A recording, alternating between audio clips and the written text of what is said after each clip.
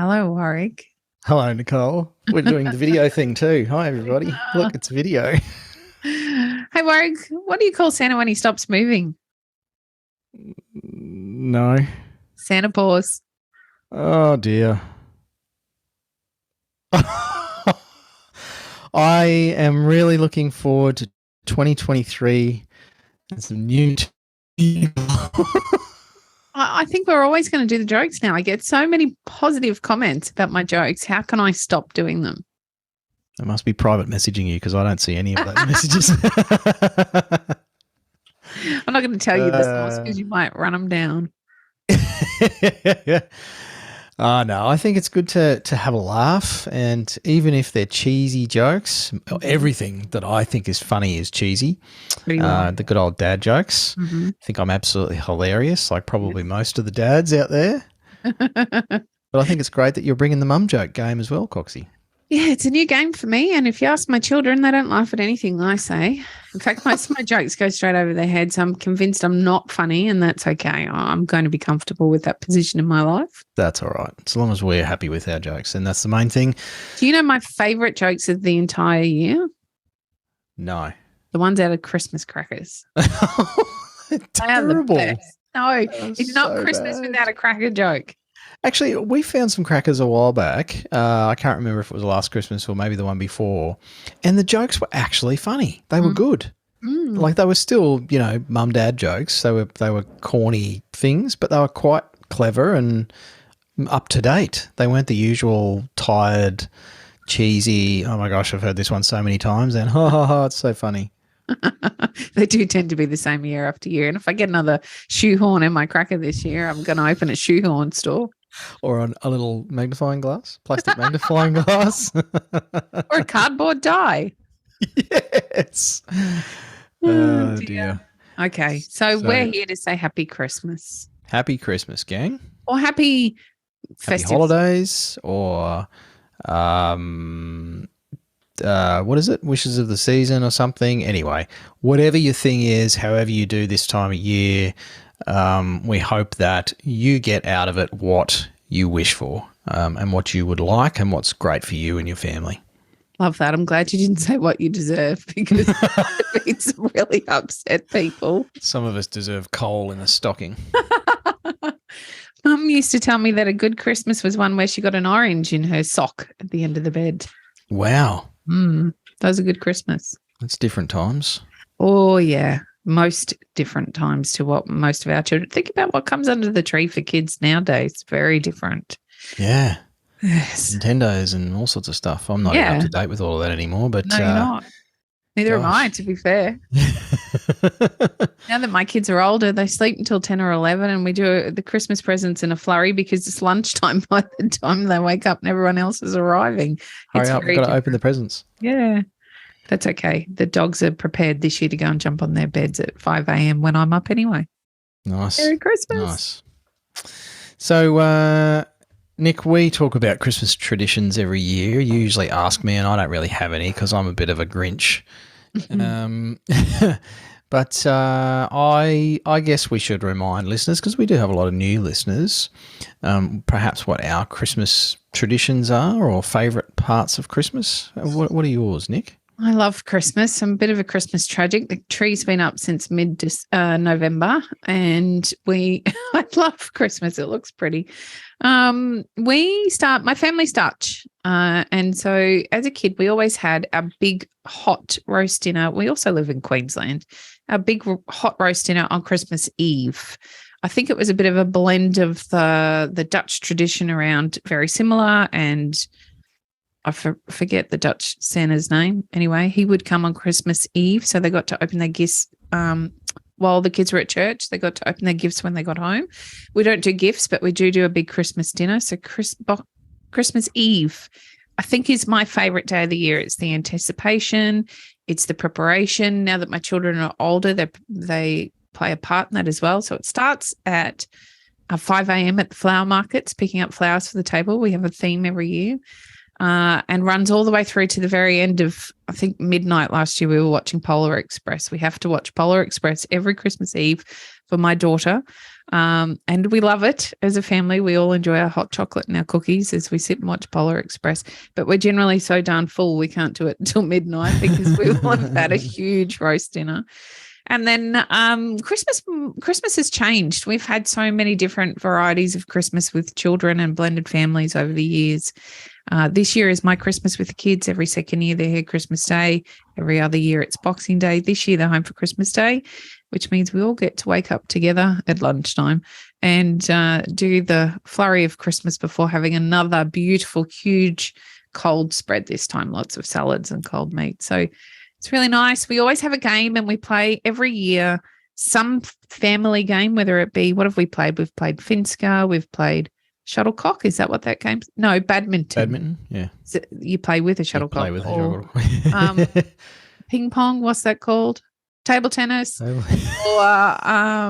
we've played so many cricket, French cricket, all sorts of different games. And we play for a styrofoam cup we have had for years and years and years, which have lots of scratched out names on them. And it's called the Leighton Cup. My maiden name is Leighton. We always had a polystyrofoam cup when I was a kid that we played for every year at Christmas.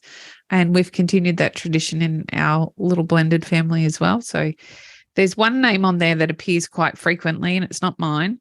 And this year I may be the creator of the game this year and I may have rigged it. So I'm going to get my name on that damn cup. You can just steal it and scratch it in anyway. Absolutely. We do. It's just about a lot of fun and silliness, I think, for us. It's a less serious day. So, yeah, lots of enjoyment. How about you, Warwick? What are your traditions? Letting go of the usual, pressures and absolute commitments and everything else. For me, and I've mentioned plenty of times before on the podcast, Christmas is probably not an awesome time of year for me. Based on my past, I've had some big stuff happen to me over the years around Christmas, much of it not very nice. And I have some very, very fond memories of Christmas as a kid, growing up.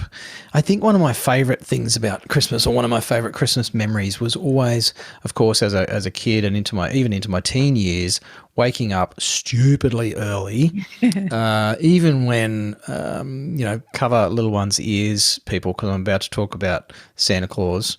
But even when that reality stopped being a reality for me, I still loved waking up crazy early. And something we always did in my house growing up in Queensland was where we lived, there was plenty of plantation pine forests. And so, like many families, part of the annual tradition was to go with Dad and the axe and go get a pine tree from the side of the highway or up the forestry tracks and stick it in the bucket of sand. And I loved the smell of in a Queensland summer at 4 o'clock in the morning of the pine oil from the pine tree, from the Christmas tree, and just the silence and the weird sort of, it was almost like it was different to every other time of year for me. Yeah. Just that silent anticipation of a day, of a new day. And, I didn't grow up as a Christian or anything, but it was almost, I look back on it and I think, wow, it's kind of that period of renewal and rebirth and everything. And I almost felt that as a kid growing up. Yeah. So that's one of my really fond memories of this time of year. And that stuff has changed throughout the years, kid of my own and all sorts of life changes and everything. But for me, I think it's about the food. I love my food. And I did not expect you to say that at all. If I wasn't as disciplined as I am, Nick, I reckon I would be, in the Guinness World Book of Records. Oh, you would not. Because, man, I love food. So ham. Love a good Christmas ham. That's one of my favourite things. Nothing better than a Christmas ham. I have stood at the kitchen counter a few too many times at Christmas with the carving knife. I'm supposed to be carving ham to put in the box in the fridge for everybody else. And half an hour later, it's like, I am so stuffed full of ham. I'm pretty sure I'm going to be sick. So that's a thing for me. And this year, I've, like a lot of middle-aged men, I guess, I've gotten into a bit of meat smoking. And we've got all the family descending on our place down here in Tassie this year. So I'm already planning, what I'm going to do on the day. I'm stressing about it. I've got the alarm clock set, ready to go. It's all organised. So I just love to cook and prepare for other people. I think that brings me a lot of joy. Do you eat the same thing every year? We have the same thing every year for Christmas dinner. We used to, but because my life has sort of changed so frequently in the last 20 years or so, there are some staples, the good old Christmas ham and some of the sweet treats and stuff, the rum balls and that sort of stuff, Christmas cake. I love my mum's boiled Christmas pudding.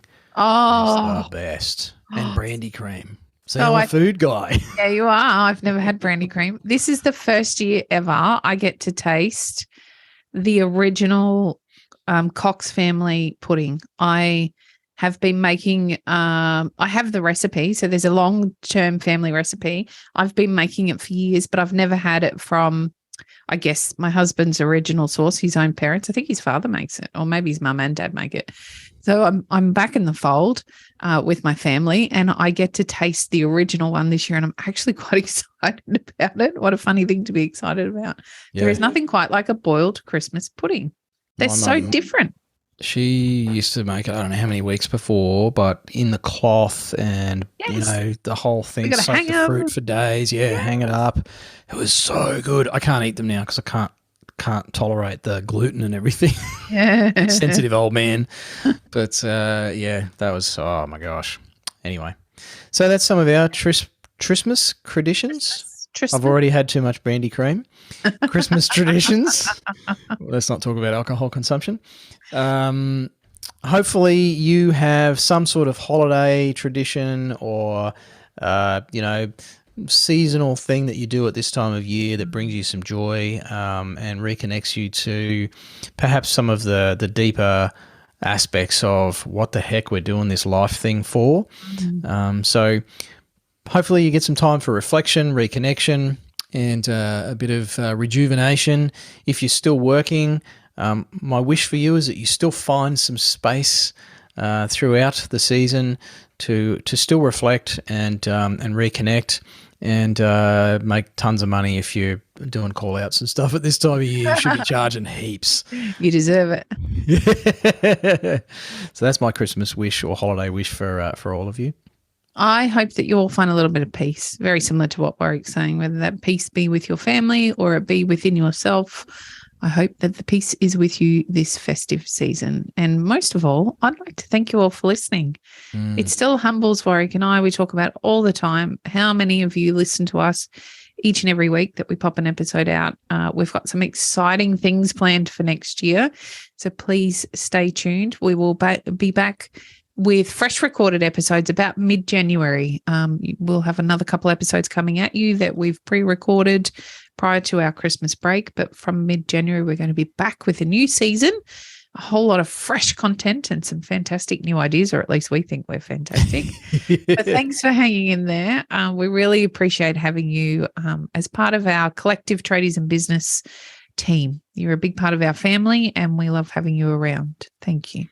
Thank you very much. Feel free to drop us a Christmas message via the website. You can submit a contact form there, and if you feel so inclined, drop us a Christmas message or perhaps what's your Christmas wish or your holiday wish, and we'll certainly be back in your ears in 2023. Thanks for listening. Hooroo.